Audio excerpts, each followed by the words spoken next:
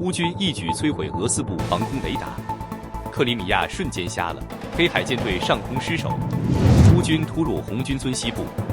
俄军预备役被迫上前线，战况全面升级。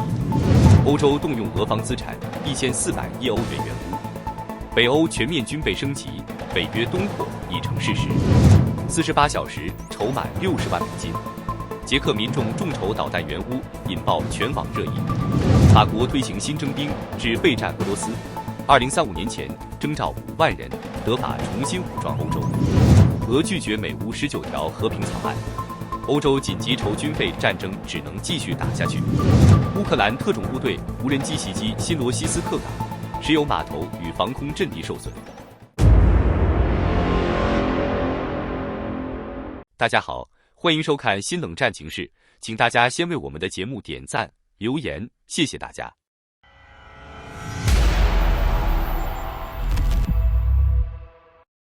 克里米亚的天空正在失去眼睛。乌克兰国防部情报总局近日发布的一段震撼战场画面，让外界再度将视线聚焦在这片战略敏感地区。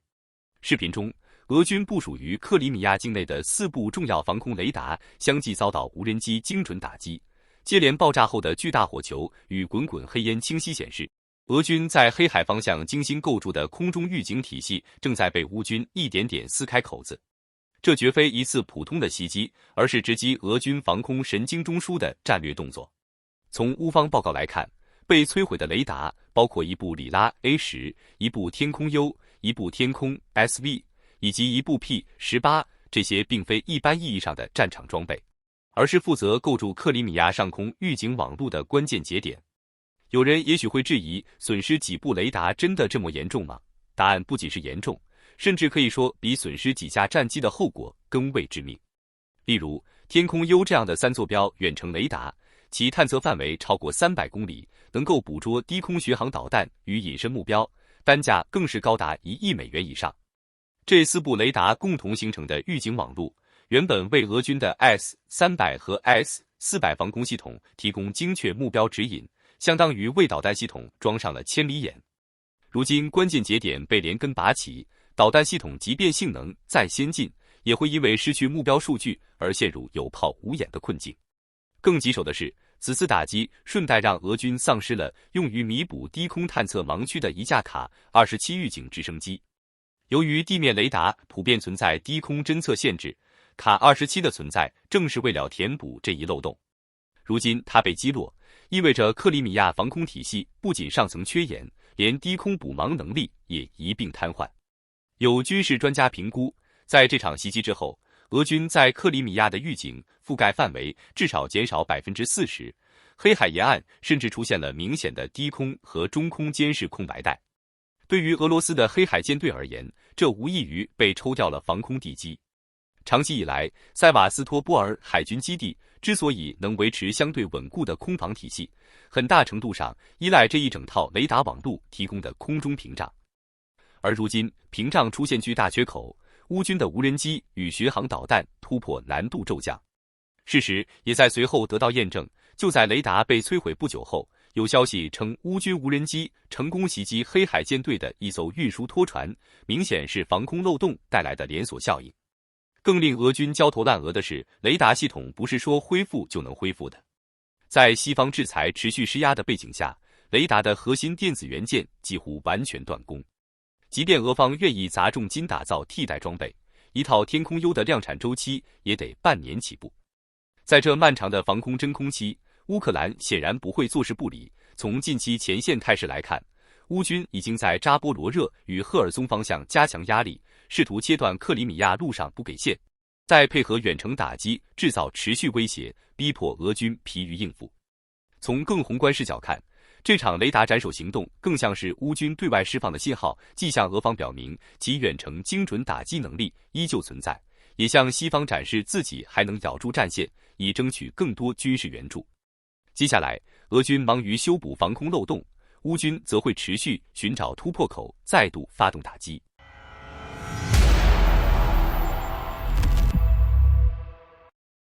俄乌前线再度升温。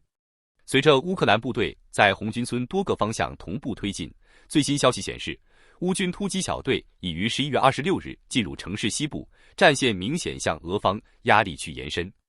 根据诺尔报告披露的最新战况，这是乌军在成功清理市中心与火车站周边俄军之后，对红军村展开的又一次强势反击。尽管战斗仍旧异常激烈，但乌军在关键街区的推进已初见成效。目前，红军村依旧处于拉锯状态。俄军试图分批次渗透进城，却不断在街巷中遭遇乌克兰守军的坚决阻击。双方的火炮封锁着城内外的交通要道，而乌军依托 FPV 无人机在狭窄巷道中与俄军展开近距离厮杀，战况惨烈。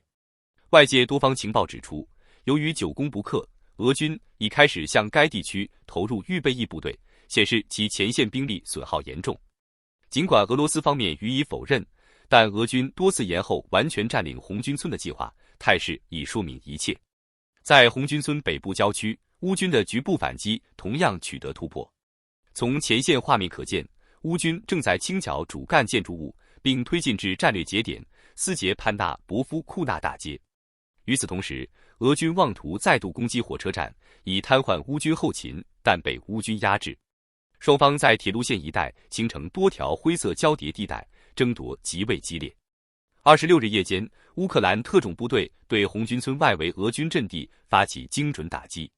重型导弹无人机锁定一处俄军集结点后发动猛烈爆炸，藏匿建筑被直接夷平，隶属俄军第137摩托化旅的弹药库也随之被摧毁，引发连续的2次爆炸。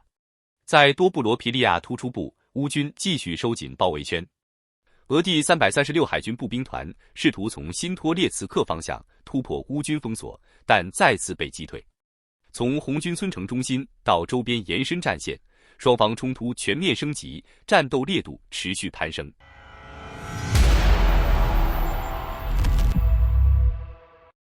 欧洲正计划进一步动用冻结的俄罗斯资产，为乌克兰提供新一轮巨额支持。根据多方消息，这笔资金规模将达到1400亿欧元。据彭博社报道，当地时间11月26日，欧盟已准备公布一项新的法律提案，允许成员国在法律框架下正式动用被冻结的俄罗斯资产。依托这笔资产，欧盟将向乌克兰提供总额1400亿欧元的贷款。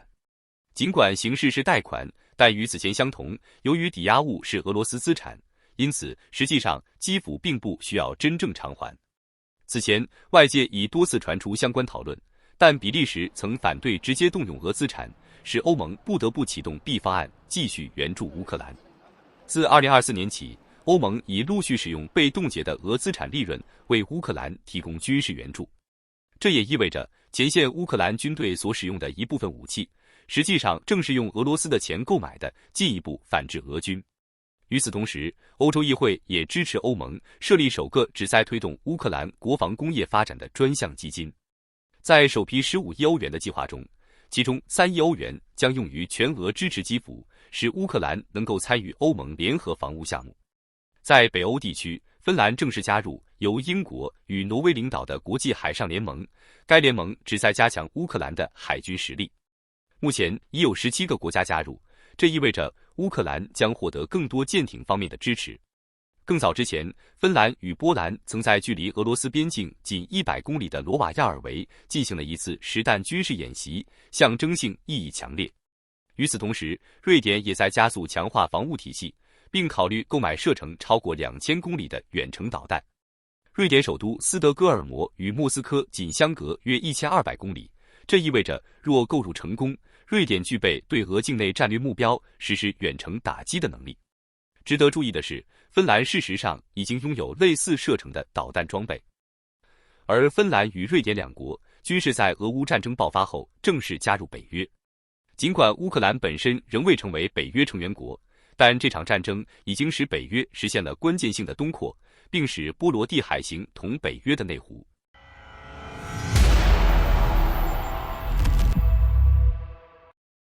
这不是捐款，是给普京的礼物。最近，捷克一张众筹海报刷爆全球社交网络。海报上一枚巡航导弹的示意图格外醒目，下方的筹款计数器以肉眼可见的速度疯狂跳动。短短48小时，16400名普通民众你500我1000，硬是凑出1610万捷克克朗，约合70万美元，目标只有一个，给乌克兰买导弹。更让人热血沸腾的是，武器生产商直接宣布买一赠一，这意味着乌军将喜提2枚射程超3000公里的火烈鸟重型巡航导弹，精准打击能力在天应地气。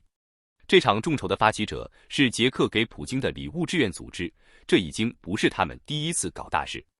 在此之前，他们靠同样的方式，硬生生为乌克兰凑出了黑鹰直升机、T-72主战坦克和多管火箭发射系统。最让民众放心的是，组织全程公开资金流向，每一分钱都精准落地到武器采购。这种透明化操作彻底打消了人们对捐款打水漂的顾虑，也让越来越多普通人愿意加入进来。参与者里有退休老人拿出养老金，有学生省下零花钱，还有小商贩捐出当天营业额。用一位面包店主的话说，我卖的每一个面包都在帮乌克兰人保卫家园。捷克民众的这份狂热藏着跨越3代人的集体记忆。1968年，苏联坦克碾过布拉格街头，布拉格之春的理想被铁血碾碎，这段伤痛被捷克人刻进了民族基因里。如今看到乌克兰的遭遇，许多老人仿佛看到了当年的自己。侵略者的嘴脸从未改变，今天我们帮乌克兰，就是帮未来的自己。一位亲历过当年事件的老人在捐款时留下的这句话，戳中了无数人的心。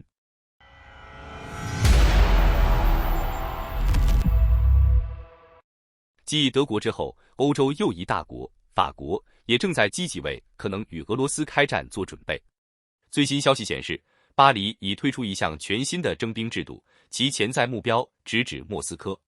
据路透社报道，当地时间11月27日，法国总统马克龙宣布，从2026年起，法国将实行一项新的志愿征兵制。根据这项制度，所有年满18岁的法国公民都可以报名参加，服役时间为10个月。在服役期间，士兵还将获得 ECTS 学分，服役期满后可以直接转入任何大学继续学业。此外，每位服兵役的人员每月可获得900至1000欧元的津贴，资金保障完全无忧。法国计划到2035年通过这项制度征召总计5万人。一旦爆发战争，这些人将主要部署在法国境内。目前，法国军队现役人数约为20万，加上4万预备役，但其中只有7.7万人符合立即部署条件。根据法国情报部门的推演，这一兵力仅能覆盖乌克兰前线约80公里的区域。显然，巴黎迫切需要大幅增加兵力，这其中的针对性已不言自明。俄乌战争无疑加速了这一进程。法国总参谋长法比安·曼东甚至直言，巴黎应做好在未来3至4年内与俄罗斯开战的准备。这意味着法国不仅要在兵力上增加储备，还需在军备和心理层面做好双重准备。同时，法国在情报领域也加强了行动。早些时候，巴黎拘捕了3名涉嫌为俄罗斯情报部门工作的间谍，他们被指控从事破坏活动。这显示法国必须高度重视情报安全，防止潜在威胁与渗透。值得注意的是，德国在11月中旬也宣布恢复18岁兵役制，计划部署80万大军应对俄罗斯。德国和法国作为欧洲大陆影响力最大的2个国家，也是潜在的竞争者。德国迈出这一步之后，巴黎的跟进并不令人意外。德法2国的这一系列动作将在很大程度上影响整个欧洲的安全格局。一个重新武装、战略部署日益完善的欧洲正在悄然形成。与此同时，2国还在加大对乌克兰的支持力度。德国总理梅尔茨宣布，将额外提供1.7亿欧元的冬季紧急援助，以支援乌克兰度过严冬。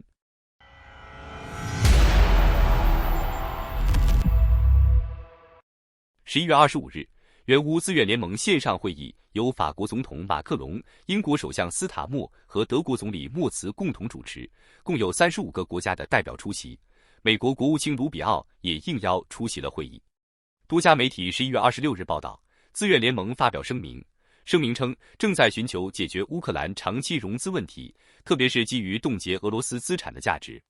成员国领导人还在声明中指出，只要俄罗斯拒绝迈向公正持久的和平，他们将继续加强对乌克兰财政和军事支持，同时加大对俄罗斯及其战争机器的压力。乌克兰与欧洲并不需要缺少公正的和平，他们之所以认真参与和谈，只是不愿意被人指责乌克兰人不愿和平的口实。乌克兰真正需要的是钱，欧洲如果能够提供足够资金，乌军就能战斗到底。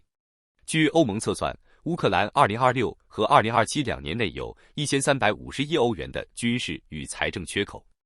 为了解决该问题，冯德莱恩推出了赔偿贷款计划，用欧洲冻结的约2100亿欧元俄国资产提供担保，向乌克兰投放1400欧元的贷款。但俄罗斯资产主要存放在比利时的欧洲清算银行，由于担心战后俄罗斯提起诉讼，比利时一直拒绝用这笔冻结资产提供担保。冯德莱恩表示，欧盟正在解决利用冻结资金向乌克兰提供贷款的法律问题，欧洲理事会将在12月18至19日的会议上对此进行投票。另有消息称，欧盟还准备了预案，若12月份仍不能就赔偿贷款达成共识，会以其他方式筹款，确保乌方到2026年6月底的资金需求。国际货币基金组织 IMF 2023年3月与乌克兰达成协议，4年提供156亿美元资金，一直到2027年结束。截止目前，乌方已收到106亿美元。IMF 昨日再次与乌克兰达成协议，2026年开始4年内再向乌克兰提供82亿美元。据报道，俄罗斯拒绝了美乌修改后的新19条和平草案，称在停火问题上绝不会放弃原则立场或做出让步。当地时间11月26日，俄外交部副部长里亚布科夫表示，俄罗斯欢迎美国为寻求解决乌克兰危机所做的努力，但不会放弃自身立场或做出任何让步。里亚布科夫当天在莫斯科的新闻发布会上表示，俄乌和平计划各种版本都属于谈判范畴，俄方不会公开讨论内容细节。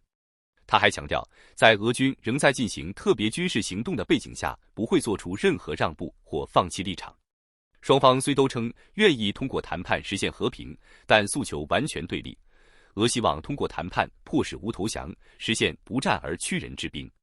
乌希望通过和谈倡议，争取国际社会支持，加大对俄制裁，最终在战场上打败俄或迫使其撤出国际公认领事。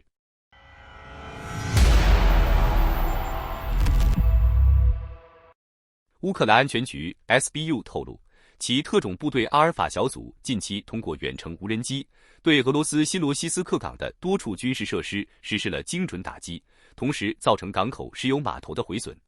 据悉，这次袭击行动是由乌克兰国防部情报总局、武装部队特种作战部队、无人系统部队、国家边防局以及乌克兰海军海岸导弹炮兵部队联合展开的，并附有行动视频作为证据。SBU 指出，袭击目标包括石油码头相关基础设施，如油料装卸平台及起管系统，同时还打击了 S-300和 S-400防空系统阵地。此外，停泊于港口的1171型大型登陆舰北约代号鳄鱼级也遭到不同程度的损坏。新罗西斯克港是俄罗斯的第2大石油出口枢纽，同时也是俄罗斯黑海舰队目前的主要基地。这使得此次袭击对俄方战略物流和军事实力构成了重要影响。视频显示，新罗西斯克港防空火力密集，蓝光探照灯在夜间四处搜索目标，这可能反映了当地雷达系统不够完善，只能依靠目视来寻找入侵目标。影片的配乐采用了电音舞曲，带有讽刺意味，凸显防空系统的被动状态。另一段视频显示，港口区防空炮火漫天，但一名路人却悠闲地拿着手机边散步边聊天，这或许表明当地民众对乌克兰无人机的打击精确度有信心，相信他们只针对军事设施。第3段视频记录了俄罗斯铠甲 S-1防空导弹发射，但导弹误击附近居民楼，爆炸冲击波甚至将拍摄者震倒在地。SBU 情报官员在分享这些视频时挖苦的评论称，顺便提醒，在此次袭击过程中，俄罗斯防空部队积极瞄准民用基础设施。据消息人士透露，乌克兰的行动旨在有条不紊地削减俄罗斯通过石油出口获得的战争资金，同时破坏敌方防空系统，以保护关键军事与基础设施免受威胁。好的，感谢您一口气看到最后了，这是对我们最大的鼓励和支持。要看最全面、最及时准确的战场热点报道更新，就请每日锁定新冷战情势。如果您喜欢我们的节目，也请您点赞、留言、订阅，把视频分享出去，让更多的人看到这个节目。想要赞助我们的朋友，可以打开超级感谢打赏赞助，帮助我们能持续做出更多好节目。谢谢大家。